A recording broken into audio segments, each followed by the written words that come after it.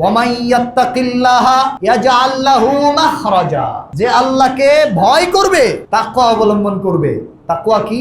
আল্লাহর নির্দেশ মেনে নিব, আল্লাহর নিষিদ্ধ কাজ করব না। এভাবে যদি কেউ তাওয়াক্কুল করে, আল্লাহর উপরে ভরসা করে, মুত্তাকি হয়, আল্লাহ বলছেন ইয়াজআল লাহু মাখরাজা, তার জন্য ওই সমুদ্রের মধ্যে রাস্তা তৈরি করার মতো রাস্তা তৈরি করে দিবেন কে? এটা আল্লাহর ওয়াদা।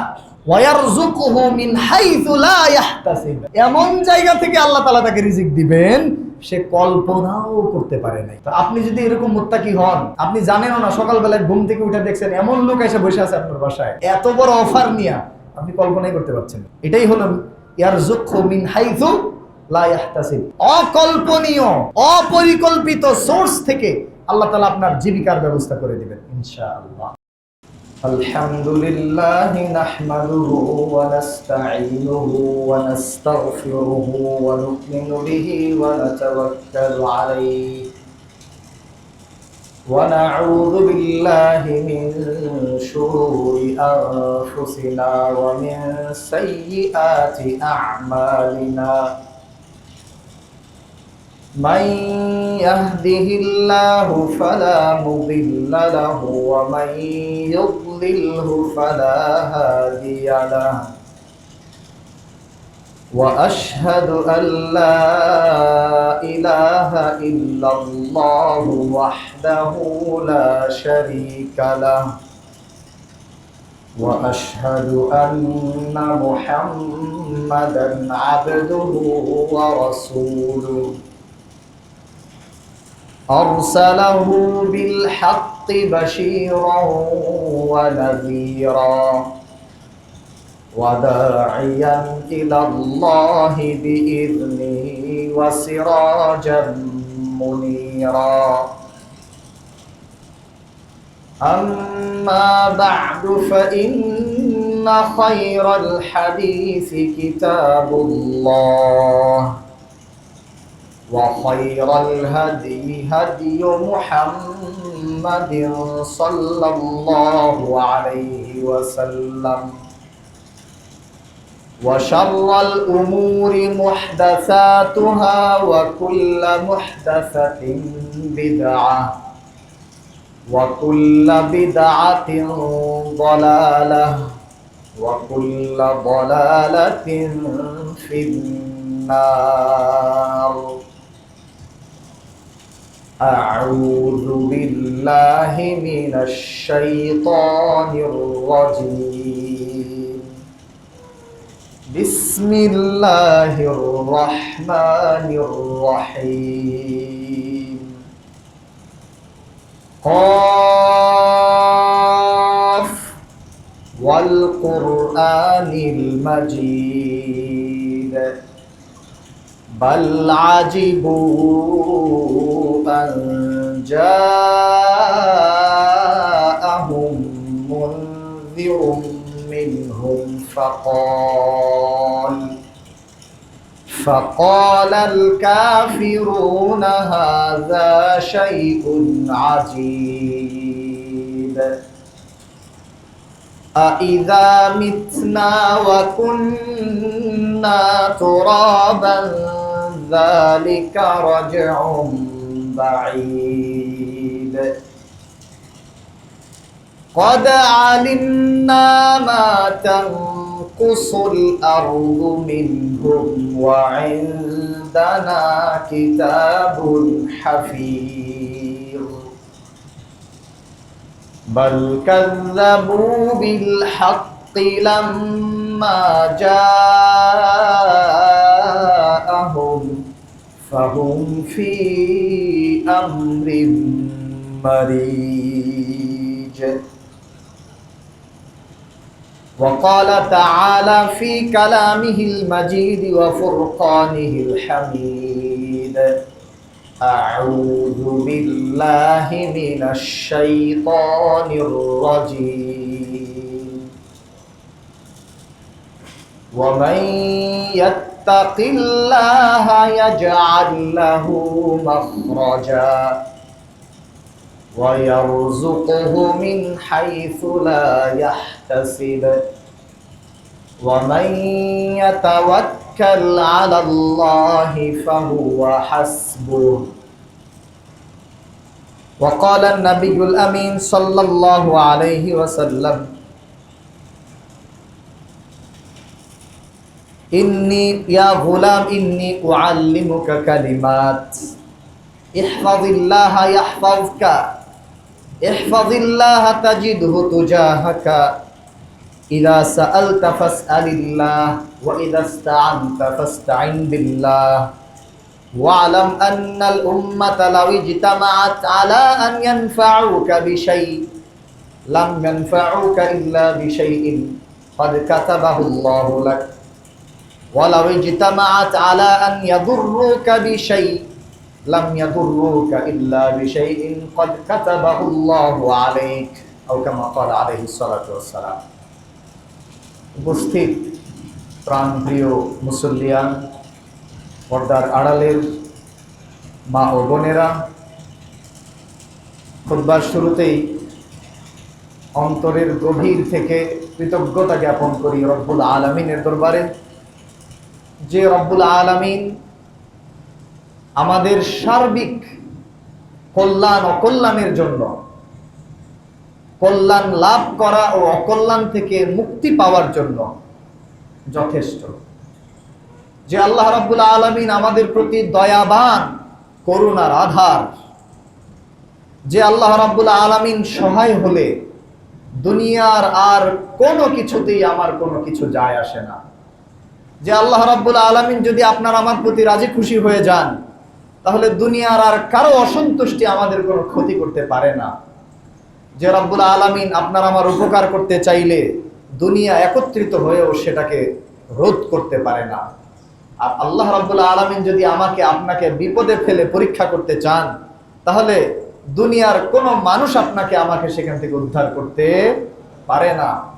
এমন অসীম ক্ষমতাধর রব্বে কারীমের দরবারে অন্তর থেকে শুকরিয়া জানাই, আলহামদুলিল্লাহ। অসংখ্য অগণিত দরুদ ও শান্তি বর্ষিত হোক মুহাম্মাদুর রাসূলুল্লাহ সাল্লাল্লাহু আলাইহি ওয়াসাল্লামের উপর, যেই মহামানুষটি আমার আপনার জন্য এই দুনিয়াতে একজন আদর্শ মডেল ছিলেন সকল ক্ষেত্রে। তিনি ছিলেন দৃঢ়তার পাহাড়, আল্লাহ রাব্বুল আলামিনের উপরে ভরসা, রাব্বুল আলামিনের প্রতি ঈমান, এবং সারা পৃথিবীর বিরুদ্ধে গিয়ে, সারা পৃথিবীর রোষানলে পড়েও যেই মহামানবটি আল্লাহ সুবহানাহু ওয়া তাআলার দেয়া মিশন ও ভিশন থেকে তিনি সরেন নাই, তিনি একমাত্র আল্লাহর উপরে ভরসা করেছেন। সারা দুনিয়া তার পিছনে লেগে গেছে, পুরা মক্কাবাসী কুরাইশরা তার পিছনে লেগে গেছে, তাকে কোনোভাবেই থামানো যায় নাই। পরিশেষে তাকে বিভিন্ন ধরনের অফার করেছে যে চলো, তুমি যদি ক্ষমতা পেতে চাও, আমরা তোমাকে এই মক্কার সর্বোচ্চ ক্ষমতার অধিকারী বানাবো, অথবা যদি তুমি সম্পদশালী হতে চাও, ধনী হতে চাও, সেটাও বলো, মক্কার সকল সম্পদ একত্রিত করে আমরা তোমাকে ধনী বানিয়ে দেব। আর যদি তোমার নারী লিপ্সা থেকে থাকে, সেটাও বলো, আমরা তোমাকে মক্কার সবথেকে সুন্দরী রমণীর সাথে বিয়ের ব্যবস্থা করব। রাসূলুল্লাহ সাল্লাল্লাহু আলাইহি ওয়াসাল্লাম আল্লাহর প্রতি তার আস্থার মাধ্যমে জবাব দিয়েছিলেন,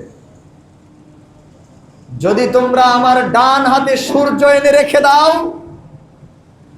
এবং বাম হাতে চন্দ্রকে এনে দাও, আর আমাকে বলো আমার এই মিশন থেকে থেমে যেতে, আমি কশ্চিন কালেও সেটা করার জন্য প্রস্তুত নই। তিনি ছিলেন দৃঢ়তার পাহাড়। তিনি দুনিয়ার সকল উপায়, মাধ্যম, সাহায্য সহযোগিতার রাস্তা যখন বন্ধ হয়ে গেছে, তখন তিনি একমাত্র আল্লাহর উপরে ভরসা করেছেন। সেই মহামানুষটির প্রতি কিয়ামত পর্যন্ত আল্লাহর রহমতের ধারা বর্ষিত হোক, বলি আল্লাহুম্মা আমিন, আল্লাহুম্মা সাল্লি আলাইহি, আল্লাহুম্মা বারিক আলাইহি। মুহতারাম হাদিরিন, আজকের খুতবার আলোচ্য বিষয় আল্লাহ সুবহানাহু ওয়া তাআলার উপরে যেভাবে তাওয়াক্কুল করলে আগুন ঠান্ডা হয়ে যায়, এটা পরীক্ষিত। আমরা জানি ইব্রাহিম আলাইহিস সালাতু ওয়াস সালামকে নমরুদের শক্তি যখন আগুনে নিক্ষেপ করেছিল, তখন পৃথিবীর কেউ ছিল না তাকে রক্ষা করবে।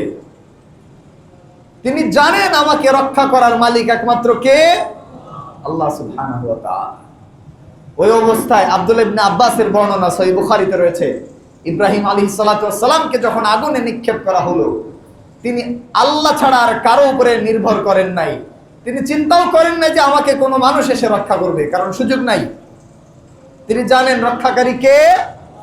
আল্লাহ সুবহানাহু ওয়া তাআলা। তখন তিনি বলেছিলেন, হাসবুনাল্লাহু ওয়া নি'মাল ওয়াকিল, আমার জন্য আল্লাহই যথেষ্ট, আল্লাহই একমাত্র আমার অভিভাবক, আর কাউকে আমার দরকার নেই। এই যে আপনাদের মসজিদে ক্যালিগ্রাফি করে লেখা আছে, মিম্বারে বসেই লক্ষ্য করলাম, হাসবি আল্লাহ লেখা আছে। হাসবি আল্লাহর মানে কি? এই হাসবি আল্লাহ সবাই বলতে পারে না। এটা বলার জন্য দৃঢ় বিশ্বাস দরকার।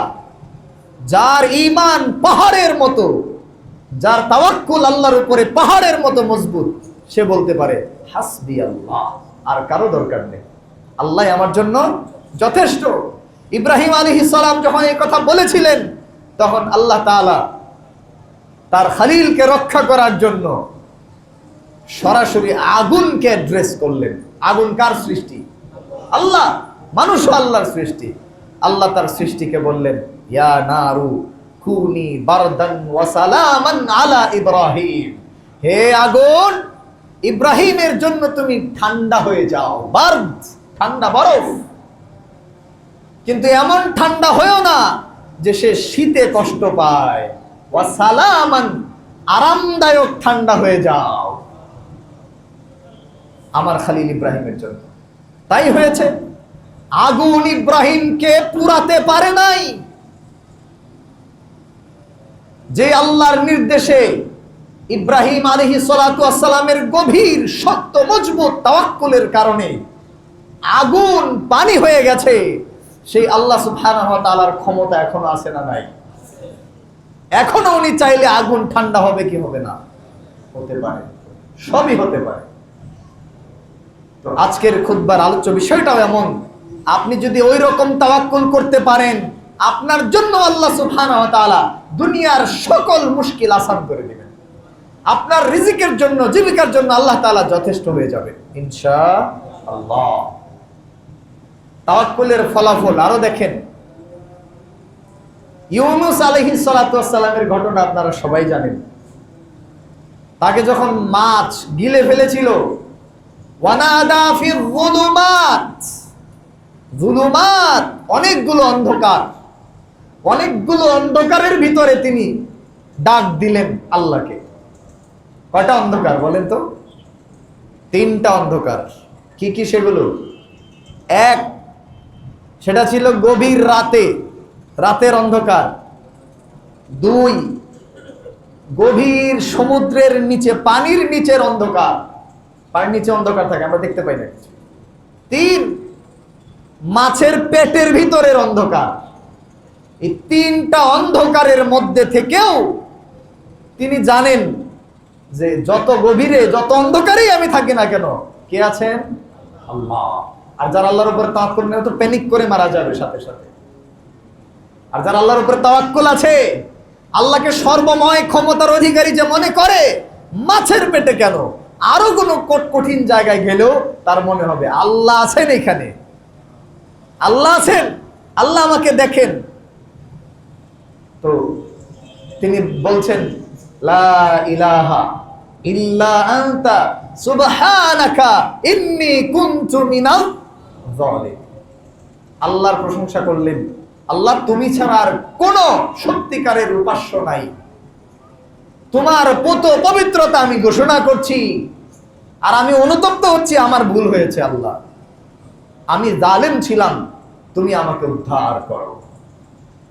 আল্লাহ সুবহানাহু ওয়া তাআলার নির্দেশে ওই মাছ ইউনূস আলাইহিস সালাতু ওয়াস সালামকে হজম করতে পারে নাই, তাকে পারে এসে মানে পেটের ভিতর থেকে বের করে দিয়ে চলে গেছে। সুবহানাল্লাহ। সেই আল্লাহ এখনো আছেন না নাই? আছেন। এরকম অনেক ঘটনা আপনি দেখতে পাবেন নবীদের জীবনী থেকে। তাওয়াক্কুলের পাওয়ার কত! মুসা আলাইহিস সালাতু ওয়াস সালামের ঘটনা দেখেন, যখন ফেরাউন ও তার সেনাবাহিনী, কেমন সেনাবাহিনী বুঝতে পারছেন? সে ছিল এমন অহংকারী বাদশা যে নিজেকে রব দাবি করে বসেছে। কি পরিমাণ ক্ষমতা থাকলে এটা বলতে পারে? চিন্তা করেন একটু। আমাদের বর্তমান পৃথিবীর সর্বোচ্চ মানের স্বৈরশাসক ডিক্টেটরও এই কথা বলতে পারে না যে আমি রব হয়ে গেছি, বলতে পারে? তাহলে ফেরাউনের ক্ষমতা কোন পর্যায়ের ছিল একটু চিন্তা করে। সে বলছে আনা রাব্বুকুমুল আ'লা, আমি তোমাদের সর্বোচ্চ রব, আমার উপরে কোনো রব নাই। নাউযুবিল্লাহি মিন যালিক। সেই ফেরাউন তার সেনাবাহিনী নিয়ে ধাওয়া করলো মুসা আলাইহিস সালাতু ওয়াস সালাম ও বনি ইসরাইলের পিছনে। যেতে যেতে মুসা আলাইহিস সালাম বনি ইসরাইল সহ সাগর পারে গিয়ে হাজির হলেন। সামনে বিশাল সমুদ্র, আর পার হওয়ার কোনো রাস্তা নাই। পিছনে এবার মুসা, ফেরাউন ও তার বিশাল সেনাবহর দৃশ্যমান হয়েছে। সবাই যখন দেখতে পেয়েছে, একজন সাধারণ মানুষ কি চিন্তা করবে তখন? পিছনে বিশাল সেনাবাহিনী আমাদের উপরে হামলা করার জন্য আসছে, আমরা নিরস্ত্র, কিছু নেই হাতে, আর সামনে বিশাল সমুদ্র, কোনো রাস্তা আছে? নাই। কিন্তু আল্লাহর সত্যিকারের বান্দা, তার রাসূল মুসা আলাইহিস সালাম, তিনি বুঝে গেছেন যেখানেই থাকি না কেন আমাকে রক্ষা করবেন কে? মুসার লোকেরা বলছে ওয়াকালা আসহাবু মুসা, ক্বালা আসহাবু মুসা ইন্না মুদরাকুন।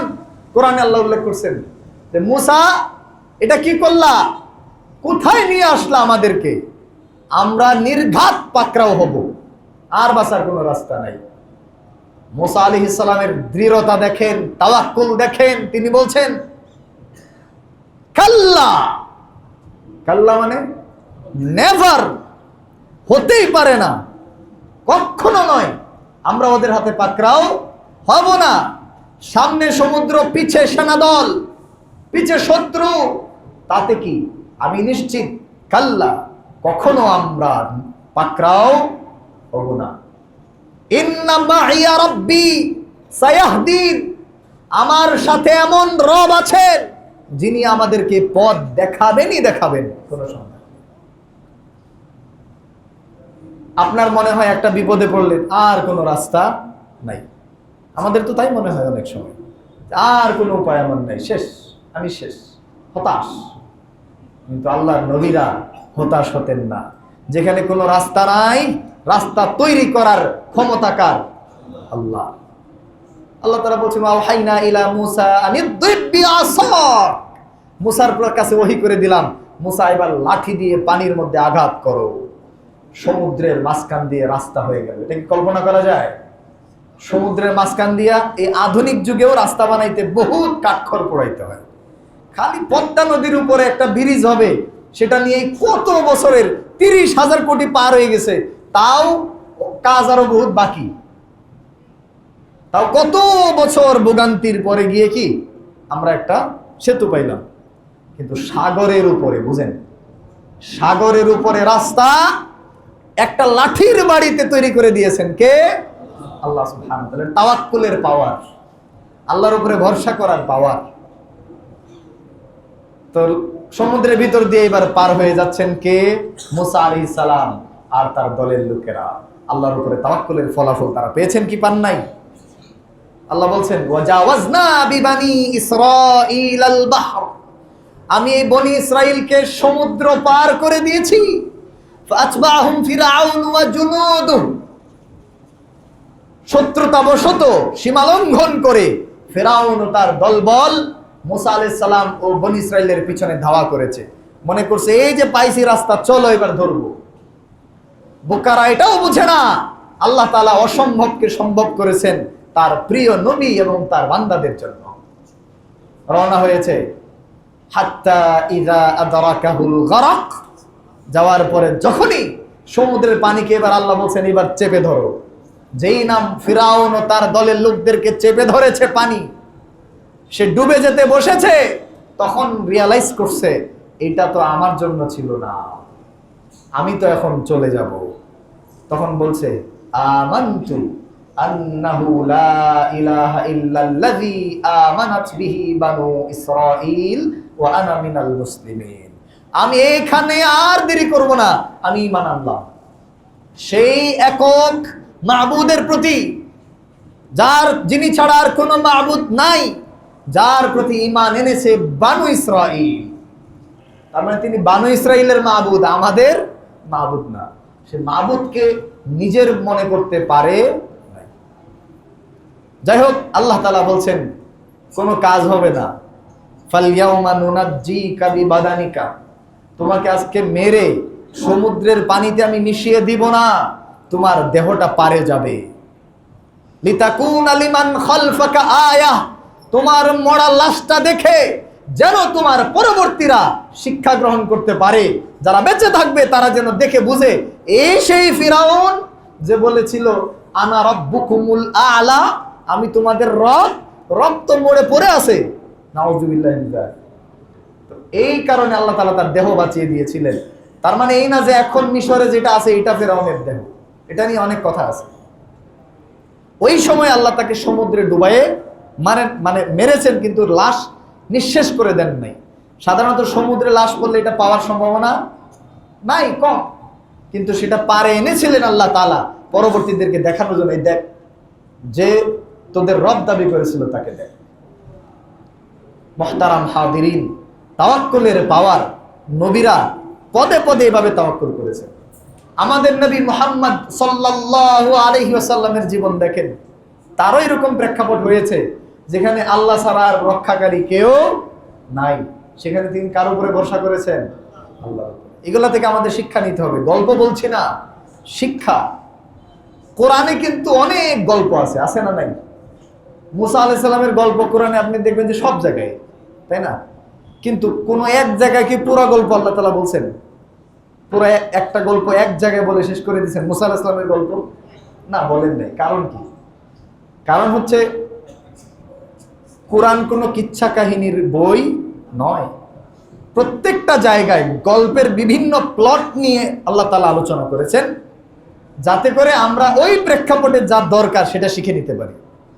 গল্প আলোচনা করা হবে শিক্ষা গ্রহণের জন্য, সেই হিসেবে কোরআনে বিভিন্ন জায়গায় আল্লাহ তাআলা খণ্ড খণ্ড খণ্ড খণ্ড করে গল্পগুলো শেয়ার করেছেন আমাদের কাছে। মুহতারাম হাদিরিন, বলছিলাম মুহাম্মদুর রাসূলুল্লাহ সাল্লাল্লাহু আলাইহি ওয়াসাল্লাম বিভিন্ন ক্ষেত্রে তাওয়াক্কুল করেছেন। কিভাবে দেখেন, সাহাবীরা বর্ণনা করছেন যে একদা নাজদের দিকে একটা যুদ্ধে আমরা অংশগ্রহণ করলাম রাসূলুল্লাহ সাল্লাল্লাহু আলাইহি ওয়াসাল্লামের সাথে। তো যাই হোক, ওই যুদ্ধের সফরে রাস্তায় প্রচুর বৃক্ষরাজি ঘেরা একটা জায়গায় রাসূল সাল্লাল্লাহু আলাইহি ওয়াসাল্লাম যাত্রা বিরতি করলেন বিশ্রাম নেওয়ার জন্য। যেহেতু সে সময়ের সফর কষ্টসাধ্য ছিল, তাই দীর্ঘ সফর শেষে বিভিন্ন জায়গায় তারা বিশ্রাম গ্রহণ করতেন। এখনকার সময় বিমানে তো এত আরামের জার্নি সে সময় ছিল না, তারপরেও তো নানান ট্রানজিট এটা ওটা নিয়ে আমাদেরকে বিভিন্ন দেশে সফর করতে হয়। সেই গাছপালা বেষ্টিত এরিয়ায় রাসূল সাল্লাল্লাহু আলাইহি ওয়াসাল্লাম অবতরণ করে একটা বৃক্ষের নিচে ছায়া গ্রহণ করলেন, আশ্রয় গ্রহণ করলেন, তরবারিটা সেই গাছের উপরে ঝুলায় রাখলেন। আমরাও আমাদের মতো বিভিন্ন জায়গায় ছড়ায় ছিটায় বিভিন্ন গাছের নিচে আশ্রয় নিলাম, বিশ্রাম নিতে শুরু করলাম। রাসূল সাল্লাল্লাহু আলাইহি ওয়াসাল্লাম এক পর্যায়ে ঘুমিয়ে পড়লেন। এই সুযোগে শত্রুদের মধ্য থেকে কোন এক বেদুইন শত্রু রাসূলুল্লাহ সাল্লাল্লাহু আলাইহি ওয়াসাল্লামকে যে সহ্য করতে পারে না, সে এসে তরবারিটা হাতে নিয়ে রাসূল সাল্লাল্লাহু আলাইহি ওয়াসাল্লামের মাথার কাছে রাসূলকে আঘাত করার জন্য উদ্ধত হয়েছে। এমন সময় হঠাৎ রাসূল সাল্লাল্লাহু আলাইহি ওয়াসাল্লামের ঘুম ভেঙে গেল। ভেঙে যাওয়ার পরে এই অবস্থা দেখলেন। লোকটা বলছিল, মান ইয়ামনাউকা মিন্নি, মান ইয়ামনাউকা মিন্নিল আন, এখন তোমাকে আমার হাত থেকে কে বাঁচাবে? রাসূল সাল্লাল্লাহু আলাইহি ওয়াসাল্লামকে বললেন। আল্লাহ নবী সাল্লাল্লাহু আলাইহি ওয়াসাল্লাম একটা শব্দ বললেন, আল্লাহ। আবার জিজ্ঞেস করছে, মান ইয়ামনাউকা মিন্নিল আন, কে তোমাকে আমার হাত থেকে এখন বাঁচাবে? রাসূল সাল্লাল্লাহু আলাইহি ওয়াসাল্লাম আবারও একটাই শব্দ উচ্চারণ করেছেন, আল্লাহ। পরবর্তীতে ওই লোক শত চেষ্টা করেও এই তরবারি রাসূল সাল্লাল্লাহু আলাইহি ওয়াসাল্লামের গায়ে পৌঁছাইতে পারে নাই, এবং পরে সে সেখানে বসে পড়েছে। এই অবস্থায় সাহাবায়ে কেরাম এসে দেখেছে যে লোকটা এখানে বসে আছে। রাসূল সাল্লাল্লাহু আলাইহি ওয়াসাল্লাম তাকে ক্ষমা করে দিয়েছেন, কিচ্ছু করেন নাই। তো আল্লাহর উপরে তাওয়াক্কুল করলে কে রক্ষা করেন? আল্লাহ রক্ষা করেন। আরেকটা ঘটনা, হিজরতের সময় আবু বকর সিদ্দিক রাদিয়াল্লাহু তাআলা আনহুকে সঙ্গী করে রাসূল সাল্লাল্লাহু আলাইহি ওয়াসাল্লাম হিজরতে বের হয়েছেন। তো দিনের বেলায়, দিনের আলোতে পাকড়াও হওয়ার সম্ভাবনা বেশি, সবাই খুঁজতেছে রাসূল সাল্লাল্লাহু আলাইহি ওয়াসাল্লাম হত্যা করার জন্য। তো তারা সাউর পর্বতের গুহায় আশ্রয় নিলেন। যে গুহায় আশ্রয় নিয়েছেন, মক্কার কুরাইশরা, কাফেররা খুঁজতে খুঁজতে ওইখানে চলে গেছে যেখানে তারা আছেন। আবু বকর রাদিয়াল্লাহু তাআলা আনহু বলছেন, গুহার ভিতর থেকে উপরে দেখা যাচ্ছে এই যে তারা খুঁজতেছে আমাদেরকে। বলছেন যে একটু যদি খালি নিচে তাকায় তাইলে আমরা ধরা পড়ে যাই, এমন অবস্থা। আমার মনে হচ্ছে যে আমরা এখনই ধরা পড়ে যাব। রাসূল সাল্লাল্লাহু আলাইহি ওয়াসাল্লাম তখন আবু বকর রাদিয়াল্লাহু আনহুকে বললেন, মা যান্নুকা বিইসনাইনি আল্লাহু সালিসুহুমা, বলছেন ওই দুই ব্যক্তি সম্পর্কে তোমার কি খেয়াল, কি চিন্তা, যাদের তৃতীয় ব্যক্তিটা হলেন আল্লাহ। তুমি কি দুশ্চিন্তা করছো ওই দুইজনকে নিয়ে, যাদের তৃতীয় জন হলেন কে? আল্লাহ। কোনো চিন্তা নাই। আল্লাহ তাআলা আয়াত নাজিল করেছিলেন। তো ব্যাখ্যায় আসছে যে এই দুটা কথাই আল্লাহ রাসূল ও আবু বকরকে বলেছিলেন। আরেকটা কথা কোরআনে, লা তাহজান ইন্নাল্লাহা মা'ানা, ভয় পেও না, আল্লাহ আমাদের সাথে আছেন। ভয় পেও না, আল্লাহ আমাদের সাথে আছেন। এটা তাওয়াক্কুল, এটা আল্লাহর উপরে ভরসা। এবং এইভাবে ভরসা করার কারণে ওরা সব জায়গায় খুঁজেছে, তো নিচে চোখের সামনে মুহাম্মদুর রাসূলুল্লাহ সাল্লাল্লাহু আলাইহি ওয়াসাল্লাম লুকিয়ে আছেন, আবু বকর রাদিয়াল্লাহু তাআলা লুকিয়ে আছেন, কিন্তু তারা দেখতে পায় নাই। আল্লাহর উপরে তাওয়াক্কুলের আরো প্রভাব দেখেন। মুসা ও হারুন আলাইহিমা সালাতু ওয়াস সালাম যখন ফেরাউনের কাছে আসলো, আল্লাহ তাআলা তাদেরকে পাঠাইছে, যাও গিয়ে দাওয়াত দাও। হ্যাঁ, ভয় পাচ্ছেন যে আমি তো এখান থেকে একজনকে হত্যা করছি, করে তারপরে গেছি, এক কিপ্তিকে এক ঘুষিতে শেষ। আপনারা ঘটনা জানেন, মীমাংসা করতে গিয়ে এক ঘুষিতে কি ও মারা গেছে ভুলবশত। ফেরাউন মুসা আলাইহিস সালামকে খুঁজতেছে, হত্যার বিচার করবে, তাই না? তো আল্লাহ যখন পাঠাচ্ছে, মুসা আলাইহিস সালামের ভয় যে আমি যখন সামনে যাব ওর তো ওই ঘটনা মনে পড়ে যাবে, আমি তো মৃত্যুদণ্ডের আসামি, তাই না? কোনোভাবেই তো যাওয়া যায় না সামনে, ভয় করছে। আল্লাহ তাআলা তখন কি বললেন, লা তাখাফা ইন্নী মাআকুমা আসমাউ ওয়া আরা। শব্দগুলো বুঝেন। প্রথমেই বলছেন ভয় করো না, আমি তোমাদের দুজনের সাথে আছি। কিভাবে সাথে আছি? আল্লাহ কি সব জায়গায় বিরাজমান? আসমাউ ওয়া আরা, আমি শুনি এবং দেখি, আমার নিয়ন্ত্রণ সব জায়গায় আছে, আমার ক্ষমতা সব জায়গায় আছে। আল্লাহ তো সমুদ্রের মাঝখানে রাস্তা তৈরি করতে পারে। মুসা আলাইহিস সালাম কি করেছেন পরবর্তীতে, এটা তারও আগের ঘটনা। তো গিয়েছেন তারা দুইজন, আল্লাহ অভয় দিয়েছে, আর কোনো টেনশন আছে? আল্লাহ তাআলার উপরে তাওয়াক্কুল। এবার ফিরাউন কোনোভাবেই তাদের ক্ষতি করতে পারবে না। সামনে যেয়ে দাওয়াত দিয়েছেন, ঘটনা কোরআনে আছে, আপনারা পড়ে নেবেন। দাওয়াত দেওয়ার পরে ফেরাউনের আসলে প্রথমে কি বলা উচিত ছিল? সে যদি মুসা আলাইহিস সালামকে আটকাতে চায়, তার কি বলা উচিত ছিল? উচিত ছিল যেই না মুসা আলাইহিস সালাম তাকে সাপ দেখাইছে, আরো যা যা মুজিজা দেখাইছে, সে বলতে পারতো কিসের সাপ টাপ জাদু টাদু, আগে আমার মৃত্যুদণ্ডের বিচার করবো, আয় শেষ, কিন্তু দাওয়াত কিন্তু এখানে শেষ। তো আল্লাহ তাআলা ওই নির্বোধের মাথায় ওই বুদ্ধি দেন না, এটা আল্লাহর ক্ষমতা। এভাবে আল্লাহ তাআলা মুসা আলাইহিস সালামকে কি করছেন? রক্ষা করছেন। এবার ফিরাউন কি অহংকারীও বলে বসছে, ঠিক আছে তোমার এই জাদু এটা কোনো ব্যাপারই না, আমি মিশরের সকল জাদুকরদের একত্রিত করে তোমার মোকাবেলা করব। সে সকল বড় বড় জাদুকরদেরকে ডাকলো, ডাকার পরে বলল আসো এবার প্রতিযোগিতা হবে, দেখি তুমি বড় না আমরা বড়। এইবার মুসা আলাইহিস সালাম জাদুকরদের মোকাবেলা করলেন, বললেন যে বলো তোমরা আগে নিক্ষেপ করবা না আমি আগে নিক্ষেপ করব। এটা হলো চ্যালেঞ্জ। এটা কি চ্যালেঞ্জ? এটা কেউ যদি যুদ্ধের ময়দানে বলতে পারে যে তুমি আমাকে হামলা করো আসো, এতে কিন্তু সে আগেই জিতে গেল, উপরে উঠে গেল।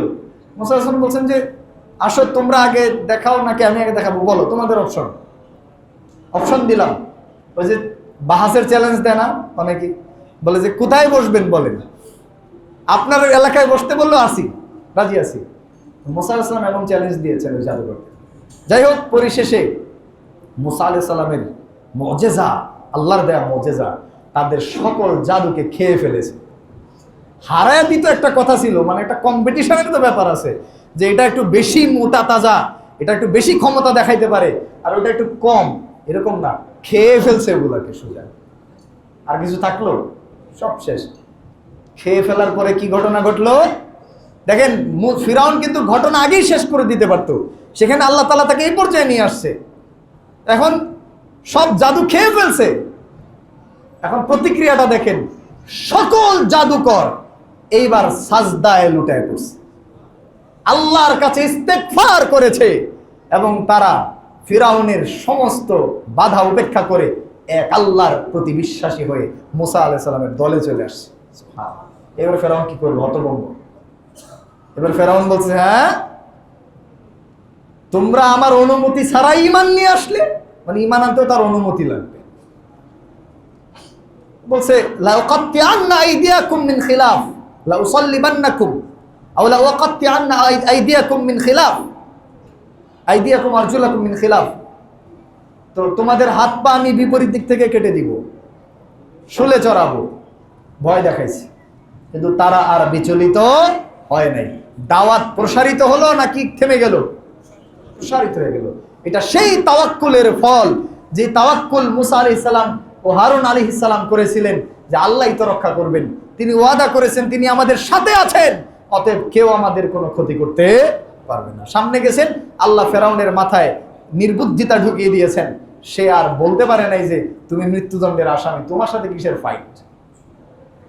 সম্মানিত উপস্থিতি, একই কথা আল্লাহ তাআলা মুহাম্মদ রাসূলুল্লাহ সাল্লাল্লাহু আলাইহি ওয়াসাল্লামকে বলেছেন, ওয়াল্লাহু ইয়াসিমুকা মিনান নাস, আল্লাহ তাআলাই মানুষের অনিষ্ট থেকে তোমাকে রক্ষা করবেন, কেউ তোমার কোনো ক্ষতি করতে পারবে না। সেজন্যই মুতার যুদ্ধে যেখানে মুসলমানরা প্রচন্ড মার খেয়েছে অমুসলিমদের কাছ থেকে, অনেক মুসলমান এদিক ওদিক ছোটাছুটি করে চলে যাচ্ছে, তখন রাসূলুল্লাহ সাল্লাল্লাহু আলাইহি ওয়াসাল্লাম আল্লাহর উপর তাওয়াক্কুল করে সামনে এগিয়ে যাচ্ছেন, বলছেন আনান নাবিয়্যু লা কাযিব আনা ইবনু আব্দুল মুত্তালিব, আমি এমন নবী যে মিথ্যা নবী নয়, সত্য নবী, আর আমি আব্দুল মুত্তালিবের বংশধর। এই বলে বলে তিনি এগিয়ে যাচ্ছিলেন। আল্লাহর উপরে তাওয়াক্কুল থাকলে পৃথিবীর কোনো ভয় আর ভিতরে কাজ করে না। মুহতারাম হাদিরিন, বলছিলাম তাওয়াক্কুল করব, আল্লাহর উপরে কোন কোন ক্ষেত্রে তাওয়াক্কুল করব? সকল ক্ষেত্রে তাওয়াক্কুল করব। তবে তার মধ্যে যেই জায়গায় আমাদের সবথেকে বেশি তাওয়াক্কুলের ঘাটতি দেখা যায় সেটা কোনটা? জীবিকা, রিজিক, অর্থবিত্ত, এইসব ক্ষেত্রে আমরা আল্লাহর উপরে তাওয়াক্কুল করতে পারি না। হ্যাঁ, চাকরি বাকরি নাই, হঠাৎ করে একটা সুদী ব্যাংকের চাকরির অফার আসছে, 50,000 টাকা বা 1 লাখ টাকা বেতন, আর দেখা দেখি নাই, দূর দিন ধর্ম পরে আগে চাকরি। হঠাৎ করে একটা ব্যবসার হারাম ডিল আসছে আপনার কাছে, হারাম, টোটালি হারাম, এত বড় ডিল, 10 লাখ 20 লাখ টাকার ডিল একবারে পেয়ে গেছি, না এটা হাতছাড়া করা যায় না, পরে তওবা করে ফেলব। কিন্তু আল্লাহর প্রকৃত বান্দা, ইমানদার, মুত্তাকি বান্দা কি বলে? যা আছে কপালে করব না, আল্লাহই ব্যবস্থা করে দিবেন ইনশাআল্লাহ। আগে ছাড়েন, পরে দেখবেন আল্লাহ তাআলা আপনার ব্যবস্থা করে দিবেন, অবশ্যই দিবেন। এটা আল্লাহর ওয়াদা। কোরআনে তিনি বলছেন, ওয়ামাই ইয়াত্তাকিল্লাহা ইয়াজআল লাহু মাখরাজা, যে আল্লাহকে ভয় করবে, তাকওয়া অবলম্বন করবে। তাকওয়া কি? আল্লাহর নির্দেশ মেনে নিব, আল্লাহর নিষেধ করব না, আল্লাহর নিষিদ্ধ কাজ করব না। এভাবে যদি কেউ তাওয়াক্কুল করে, আল্লাহর উপরে ভরসা করে, মুত্তাকি হয়, আল্লাহ বলছেন ইয়াজআল লাহু মাখরাজা, তার জন্য ওই সমুদ্রের মধ্যে রাস্তা তৈরি করার মতো রাস্তা তৈরি করে দিবেন কে? এটা আল্লাহর ওয়াদা।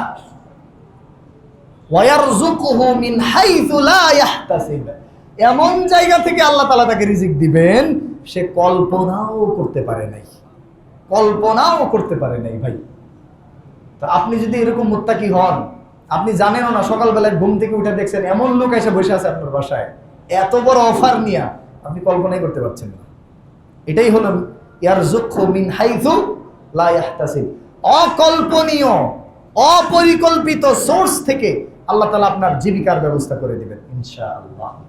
এই আয়াতে আল্লাহ তাআলা বলেন, ওয়ামাই ইয়াতাওয়াক্কাল আলাল্লাহি, যে আল্লাহর উপরে সত্যিকারের তাওয়াক্কুল করতে পারবে, ফাহুয়া হাসবুহ, আল্লাহ তাআলা তার জন্য যথেষ্ট হয়ে যাবে।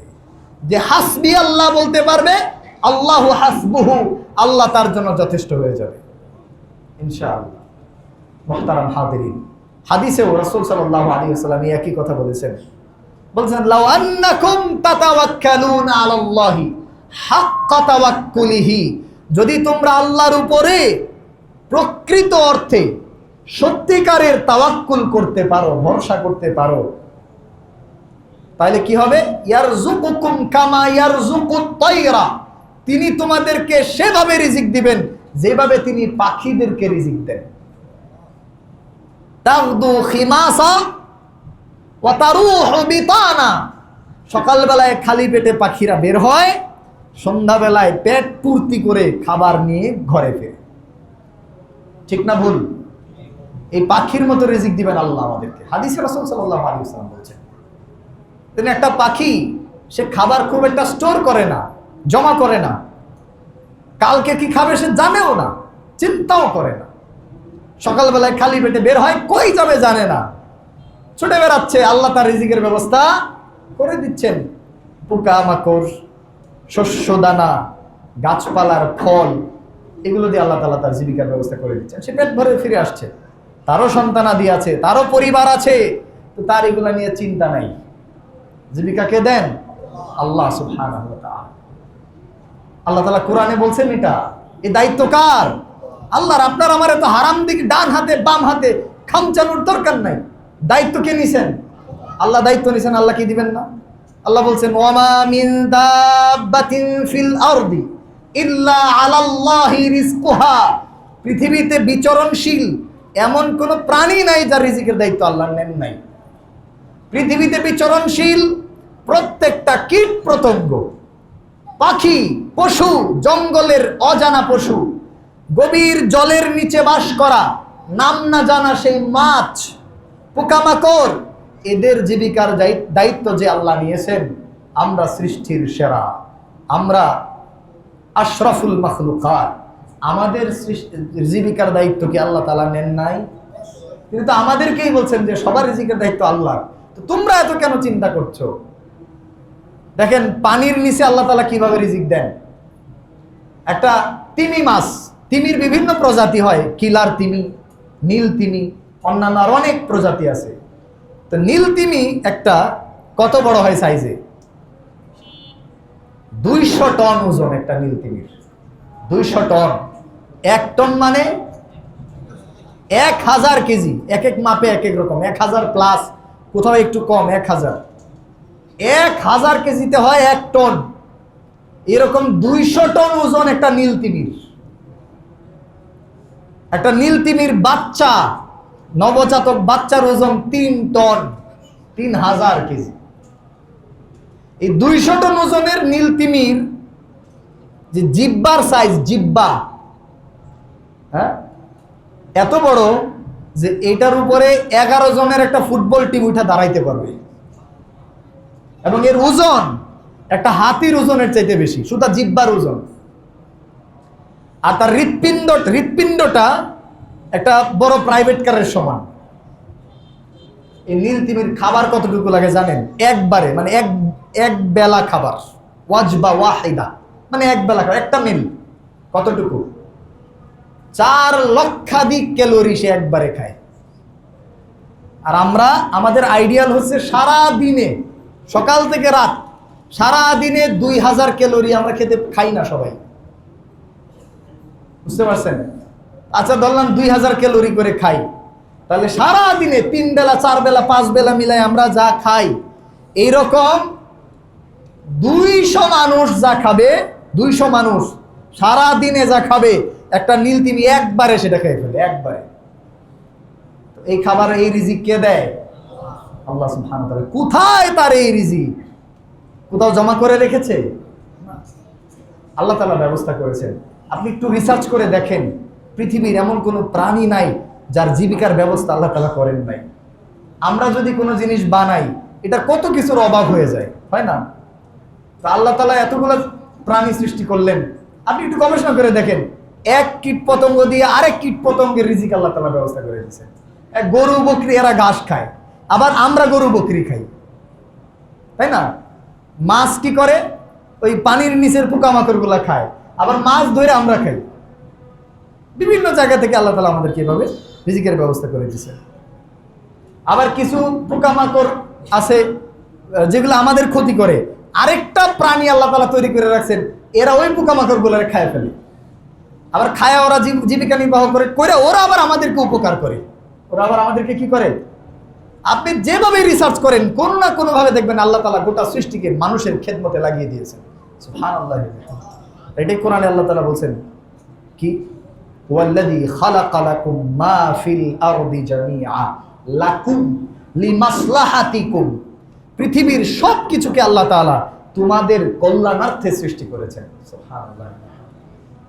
মুহতারাম হাদিরিন, বলছিলাম এই এত বড় তিমি মাছের রিজিকের দায়িত্ব যদি আল্লাহ তাআলা নিতে পারেন, আমরা কি খাই? এই 1000-2000 ক্যালোরি খাবার খাই সারাদিনে, এটা কোনো ব্যাপারই না। এইটুকু খাবারের জন্য আমাদেরকে হালাল হারাম বাস বিচার ছাড়া দৌড়াদৌড়ি করার দরকার নেই। এইটুকু জীবিকার জন্য আল্লাহকে ভুলে গিয়ে দুনিয়ার পিছনে ছোটার আমাদের কোনো দরকার নাই। আমার সন্তান কি খাবে, তার সন্তান কি খাবে, 14 পুরুষ কি খাবে, এই জীবিকা ব্যাংকে জমা করা, গুলশান বনানীতে ফ্ল্যাট অ্যাপার্টমেন্ট কেনার দায়িত্ব দিয়ে আল্লাহ তাআলা আমাদেরকে পাঠান নাই। হ্যাঁ, আপনার সম্পদ আল্লাহ তাআলা দিতেই পারেন, সেটা যদি হালাল ভাবে হয় কোনো সমস্যা নাই, আল্লাহর সাথে সম্পর্ক মেনটেন করে যদি হয় কোনো সমস্যা নাই। কিন্তু আপনি আল্লাহকে ভুলে গিয়ে দিন ধর্ম বিসর্জন দিয়ে হালাল হারাম চিন্তা না করে আপনি যে দুনিয়ার পিছনে ছুটছেন, কোনো আল্লাহর উপরে তাওয়াক্কুল নাই। এই দুনিয়ার জন্য কি আল্লাহ তাআলা আমাদেরকে বানাইছেন? মুহতারাম হাদিরিন, তাহলে তাওয়াক্কুল করব কার উপরে? আল্লাহর উপরে। তাহলে তিমি মাছের রিজিকের ব্যবস্থা যে আল্লাহ করেন, সেই উড়ে বেড়ানো, ডালে ডালে ঘুরে বেড়ানো, সেই নাম না জানা পাখির রিজিকের ব্যবস্থা যে আল্লাহ করেছেন, আমার আপনার রিজিকের ব্যবস্থা আল্লাহ তাআলা করবেন ইনশাআল্লাহ। আপনি ভরসা করেন, দেখবেন যে আল্লাহ তাআলা করে দিয়েছেন ইনশাআল্লাহ। শুধু কি জীবিকা, সকল ক্ষেত্রেই তাওয়াক্কুল করব কার উপরে? আল্লাহর উপরে। আপনি দাওয়াতি কাজ করেন, আপনাকেও ভরসা করতে হবে কার উপরে? আল্লাহ তাআলা বলছেন ফা ইন তাওয়াল্লাউ, এরা যদি তোমার দাওয়াত না শুনে, নবীকে বলছেন, ওরা যদি মুখ ফিরিয়ে নেয়, তাহলে কি হবে? কোনো টেনশনের কোনো কারণ নেই। হ্যাঁ, তুমি এটা নিয়ে দুশ্চিন্তা করবে না, আল্লাহর উপরেই তুমি ভরসা করো, কিছু যায় আসে না। তো মুহতারাম হাদিরিন, আল্লাহর উপরে ভরসা করবেন। যুদ্ধের ক্ষেত্রে আল্লাহর উপরে ভরসা। মুসলমানরা ইসলামের প্রাথমিক যুগে 313 জন সেনা নিয়ে 1000-এর অধিক সশস্ত্র আধুনিক, সে সময়ের আধুনিক অস্ত্রে সজ্জিত বাহিনীকে মুসলমানরা পরাস্ত করেছে না করে নাই? কিসের ভিত্তিতে? আল্লাহর উপরে তাওয়াক্কুল। যখন তারা আল্লাহর উপরে তাওয়াক্কুল করছে, আল্লাহ তাআলা ফেরেশতা পাঠিয়ে দিয়েছে যুদ্ধের ময়দানে মুসলমানদেরকে সাহায্য করার জন্য। লিটারালি মালায়েকাদের পাঠিয়ে দিয়েছে না? কোরআনে আল্লাহ তাআলা বলছেন এই কথা, আছে তো? তো আপনারা আমার সহযোগিতা আল্লাহ তাআলা করবেন। তো যুদ্ধের ময়দানে আল্লাহ তাআলা বলছেন ইন ইয়ানসুরকুমুল্লাহু ফালা গালিবা লা, যদি আল্লাহ গালিবা লাকুম, আল্লাহ যদি তোমাদেরকে সাহায্য করেন, তোমাদেরকে কেউ পরাজিত করতে পারবে। আর যদি তোমাদেরকে আল্লাহ তাআলা লাঞ্ছিত করেন তাহলে কেউ তোমাদেরকে রক্ষা করতে পারবে না। সুতরাং সর্বাবস্থায় আল্লাহর উপর তাওয়াক্কুল করো। মুহতারাম হাজিরিন, আল্লাহ তাআলা বলছেন ওয়াইদা আযামতা ফাতাওয়াক্কাল আলাল্লাহ। যখন তুমি কোনো সিদ্ধান্ত নিয়ে ফেলবে, যে কোনো সিদ্ধান্ত নেবেন, পরামর্শ করবেন, ইস্তেখারা করবেন, সালাত আদায় করবেন, আল্লাহর কাছে দোয়া করবেন, আল্লাহ আমার এই ফয়সালা যদি আমার দুনিয়া ও আখিরাতের জন্য কল্যাণকর হয় তাহলে আমার জন্য এই সিদ্ধান্ত সহজ করে দাও, আমাকে ইশারা দাও, আমি যেন এই সিদ্ধান্ত গ্রহণ করতে পারি। আর যদি এটা আমার দিন ও দুনিয়ার জন্য ক্ষতিকর হয়, আমার আখিরাতের জন্য ক্ষতিকর হয়, আল্লাহ তুমি আমাকে এটার থেকে আর এটাকে আমার থেকে দূরে সরায় দাও। ইস্তেখারার দোয়া মুখস্থ করবেন, এভাবে দোয়া করবেন করবেন করবেন। তারপরে যখন সিদ্ধান্ত হয়ে যাবে তখন আল্লাহ তাআলা বলছেন যখন তুমি দৃঢ়তার সাথে সিদ্ধান্ত নেবে ফাতাওয়াক্কাল আলাল্লাহ, তখন কার উপরে ভরসা করো? আল্লাহর উপরে ভরসা করো। পথ দেখায় দিবেন আল্লাহ। এখন একটা কথা পরিশেষে বলি, আল্লাহর উপরে তাওয়াক্কুল করার মানে কি? এর মানে কি এই আমি শুধু 5 ওয়াক্ত সালাত আদায় করব, বাসায় যে বসে থাকবো, ঘুমায় থাকবো, আমি জীবিকার জন্য কোনো চেষ্টা মেহনত করব না, আল্লাহ আমাকে জীবিকা দিবেন। কিভাবে দিবেন আল্লাহ জানে। এটার নাম কি তাওয়াক্কুল? ঘরে বসে থাকবেন না। তার মানে আসবাব বা দুনিয়ার যে উপায়গুলো আছে সেগুলো অবলম্বন করাও শরীয়ত আপনাকে শিখিয়েছে। আল্লাহ তাআলাই আপনাকে আসবাব দিয়েছে, এইভাবে চেষ্টা করো। তাওয়াক্কুলটা হচ্ছে চেষ্টা করে আল্লাহর উপরে ফলাফলের জন্য ভরসা করা। আপনি ঔষধ খেয়েছেন সুস্থতার জন্য, চেষ্টা করেছেন, কিন্তু সুস্থতার মালিককে আল্লাহ। সেই ক্ষেত্রে আপনাকে ভরসা করতে হবে কার কাছে? আল্লাহর কাছে। কেউ যদি মনে করে যে এইবার আমি সিঙ্গাপুর যাব, যেই ডাক্তার পাইছি আমার ইনশাল্লাহ আমার আর রোগ বালাই থাকবে না, আমি সুস্থ হয়ে যাব, ডাক্তারের উপরে পূর্ণ ভরসা হয়ে গেল আপনার, তাইলে কি আপনি সুস্থ হবেন? হতে পারেন, কিন্তু আল্লাহর উপরে তাওয়াক্কুল না করার কারণে আপনি কিন্তু মারাত্মক অপরাধী হয়ে যাবেন। তো আমরা উপায় অবলম্বন করব, কিন্তু ফলাফলের জন্য ভরসা করবো কার উপরে? তাহলে মাধ্যম গ্রহণ করা, জীবিকার জন্য আমি চেষ্টা করব, ব্যবসা করব, চাকরি করব, কারবার করব, কিন্তু ভালো ফলাফলের জন্য, বারাকার জন্য দোয়া করব কার কাছে? আল্লাহর কাছে। ভাই আপনি উপার্জন করছেন 1 লাখ টাকা মাসে, হঠাৎ করে দেখলেন জমি জমা নিয়ে মামলা মোকদ্দমা শুরু হয়ে গেছে, 1 মাসে খরচ 5 লাখ। হঠাৎ করে পরিবারে এক বড় ভয়ঙ্কর অসুস্থতা, দৌড়াও মাদ্রাজ, একসাথে চলে গেল 2 লাখ 3 লাখ। 1 লাখ টাকা উপার্জন দিয়ে কি হবে? আর একজন 30,000 টাকা উপার্জন করে, তার মধ্যে 15,000 টাকা সেভ করে মাসে। আপনি ঋণ করেন আর সে সেভ করে, বলেন কে বেশি সুখী? 30,000 ওয়ালা বেশি সুখী। বিষয়টা বুঝতে পারছেন? সো বারাকা কার পক্ষ থেকে আসে? তাওয়াক্কুল আল্লাহর উপরে করতে হবে। কারণ আপনি অনেক উপার্জন করেও পেরেশানি থেকে মুক্ত হতে পারবেন না, যে আল্লাহ সুবহানাহু ওয়া তাআলার রাজি খুশি আপনার প্রতি না থাকেন, আর উনি যদি আপনাকে বারাকা না দেন। আর আরেকটা হয়েছে যে দুনিয়াতে আল্লাহ তাআলা আপনাকে ছেড়ে দিয়েছেন, আপনি অন্যায় করতে করতে আল্লাহ আপনার উপর থেকে দৃষ্টি উঠায় নিয়েছেন। এখন আপনি মনে করতেছেন আমি তো ভালোই আছি দুনিয়াতে। দুনিয়াতে ভালো থাকা পরহেজগারির লক্ষণ না, তাকওয়ার লক্ষণ না। আপনার জন্য আখেরাতে হয়তো অনেক ভয়ঙ্কর কিছু অপেক্ষা করছে। সেই জন্য যদি সঠিক প্রসেসে আপনি ভালো থাকেন, ঈমান আছে, তাওয়াক্কুল আছে, ফরজিয়াত সব আদায় করছেন, যাকাত আদায় করছেন, সব কিছু ঠিক আছে, এরপরে আপনি ভালো আছেন, এটা আল্লাহ তাআলার পক্ষ থেকে বারাকা এবং নিয়ামত। আর যদি এইগুলা করেন না, আবার ভালো আছেন, তাহলে এটা আল্লাহর পক্ষ থেকে ভয়ঙ্কর সংকেত, আপনার জন্য ভয়ঙ্কর শাস্তি অপেক্ষা করছে।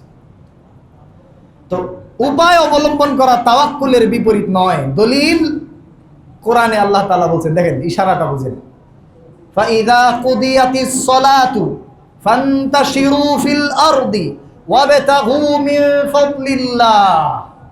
যখন জুমার সালাত শেষ হয়ে যাবে তখন তোমরা আল্লাহর জমিনে ছড়িয়ে পড়ো আর আল্লাহর দেয়া রিজিক অন্বেষণ করো। সুবহানাল্লাহ। তাহলে সালাত আদায় শেষ হয়ে গেলে তাওয়াক্কুল করে বসে থাকতে আল্লাহ বলেন নাই, বলছেন কি আল্লাহর জমিনে ছড়িয়ে ছিটিয়ে পড়ো। হ্যাঁ, কেউ ব্যবসা করবে, কেউ চাকরি করবে, কেউ কারবার করবে, অন্যান্য কোনো কিছু করবে, এভাবে তোমরা রিজিক অন্বেষণ করো।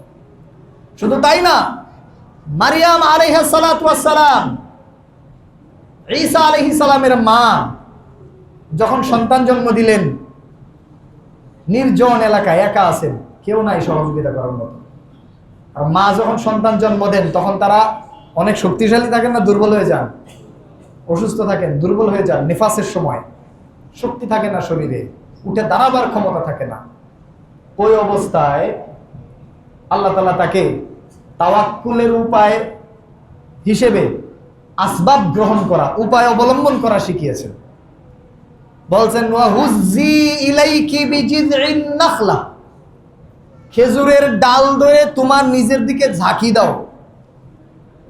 তুসাকিত আলাইকি রুতাবান জানিয়া, তাহলে খেজুর ডাল থেকে তোমার সামনে তরতাজা পরিপক্ক খেজুর পড়ে থাকবে, তারপরে তুমি সেটা খাবে। আল্লাহ চাইলে কি মারিয়াম আলাইহিস সালাম, ঈসা আলাইহিস সালামের মা, যে ঈসা আলাইহিস সালাম বাচ্চাকালে কথা বলেছেন, বুঝতে পারছেন বিষয়টা?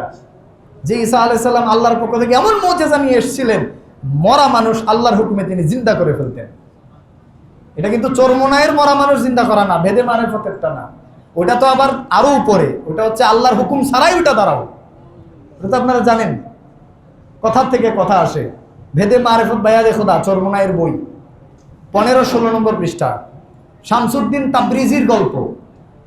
সে রুমে যাচ্ছে, যাওয়ার পথে দেখতে পেল এক বৃদ্ধ একটা মরা লাশ নিয়ে কান্না করতেছে, এক বালকের লাশ।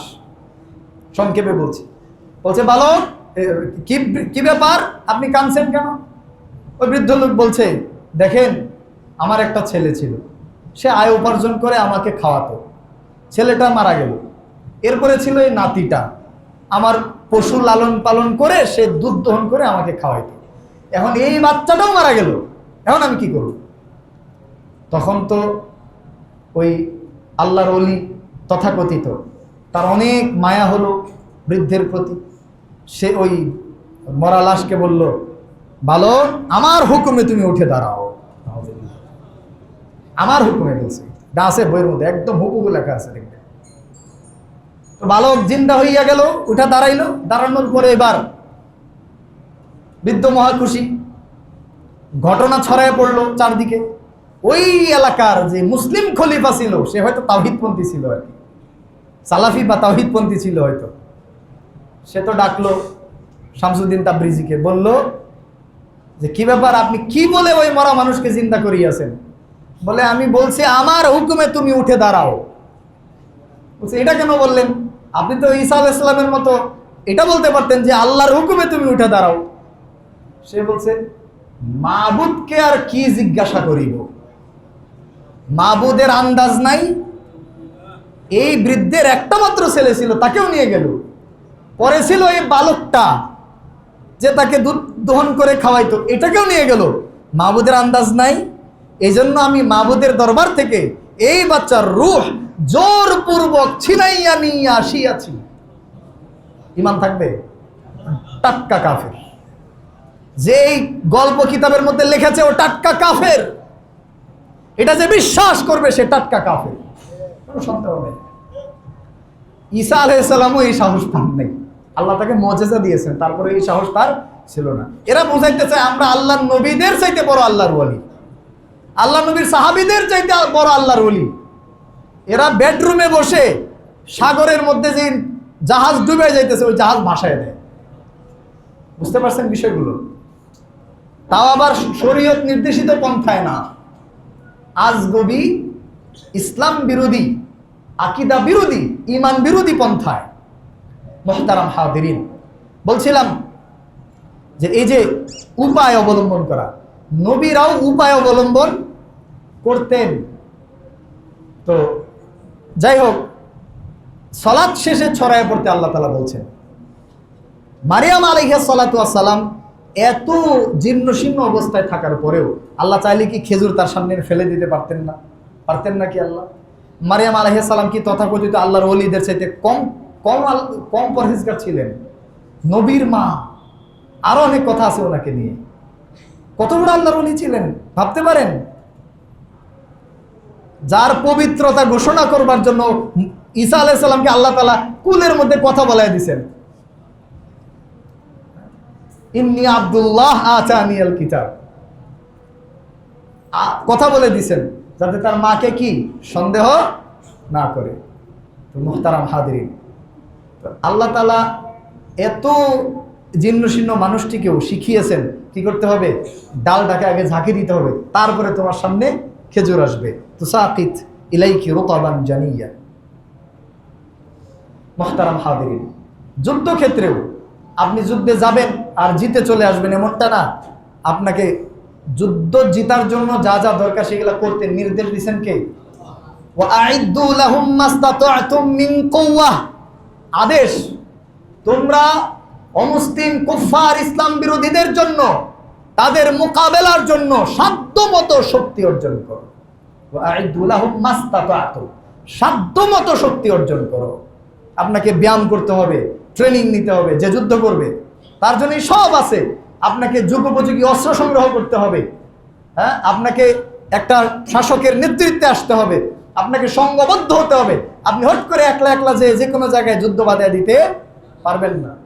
আপনাকে অস্ত্র শস্ত্র নিয়ে উপায় অবলম্বন করে বুঝে শুনে মশওয়ারা করে আমিরের নেতৃত্বে তখন আপনি যুদ্ধে অংশগ্রহণ করবেন, জিহাদে অংশগ্রহণ করবেন, তখন জয় আসবে। তাহলে আমরা বুঝতে পারতেছি তো যে উপায় অবলম্বন করতে হবে, জীবিকার জন্য চেষ্টা করতে হবে, করে প্রকৃতপক্ষে তাওয়াক্কুল করতে হবে কার উপরে? আল্লাহর উপরে। ইব্রাহিম আলাইহিস সালাতু ওয়াস সালাম বলছেন, আল্লাযী খালাকানি ফাহুয়া ইয়াহদিন, যিনি আমাকে সৃষ্টি করেছেন তিনিই আমাকে পথ দেখাবেন। হ্যাঁ, আল্লাযী ইউতঈমুনি ওয়া হুয়া ইয়াসকিন, তিনি আমাকে খাবার দেন, তিনিই আমাকে পান করান। ওয়া ইযা মারিদতু ফাহুয়া ইয়াশফিন, যখন আমি অসুস্থ হয়ে যাই তিনিই আমাকে শিফা দান করেন। তিনি বলছেন এবং তিনি আমাকে ক্ষমা করবেন। তো আল্লাহর উপরে এই ধরনের তাওয়াক্কুল যেন আমরা করতে পারি ইব্রাহিম আলাইহিস সালাতু ওয়াস সালামের মতো, তাহলে আগুন ঠান্ডা হয়ে পানি হয়ে যাবে। আমরা যেন তাওয়াক্কুল করতে পারি মুসা আলাইহিস সালাতু ওয়াস সালামের মতো, তাহলে সমুদ্রের মাঝখান দিয়ে আল্লাহ তাআলা রাস্তা তৈরি করে দিতে পারেন। তাহলে আল্লাহ রাব্বুল আলামিন ফিরাউনের মতো দাম্ভিকদের মাথায়ও নির্বুদ্ধিতা ঢুকিয়ে দিয়ে আমাকে রক্ষা করে দিতে পারেন। আমরা যদি মুহাম্মদ রাসূলুল্লাহ সাল্লাল্লাহু আলাইহি ওয়াসাল্লামের মতো তাওয়াক্কুল করতে পারি, তাহলে দেখা যাবে যে আমাকে দেখেও কেউ আমার কোনো ক্ষতি করতে পারবে না। কোনো না কোনোভাবে আল্লাহ সুবহানাহু ওয়া তাআলা কি রক্ষা করেই নেবেন। এটার প্রমাণ আমরা সবাই জীবনের কোথাও না কোথাও হয়তো এটা আমরা লক্ষ্য করেছি। ইমানদার হলে আরো সামনে লক্ষ্য করব। আল্লাহ তাআলা আমাদের সবাইকে বুঝবার তৌফিক দান করেন। আমিন। ওয়া আখিরু দাওয়ানা আলহামদুলিল্লাহি রাব্বিল আলামিন। বারাকাল্লাহু লানা ওয়া লাকুম ফিল কুরআনিল আযীম ওয়া নাফা'না ওয়া ইয়্যাকুম বিল আয়াতি ওয়ায যিকরিল হাকীম। فإنه تعالى جواد كريم ملك بر رؤوف رحيم।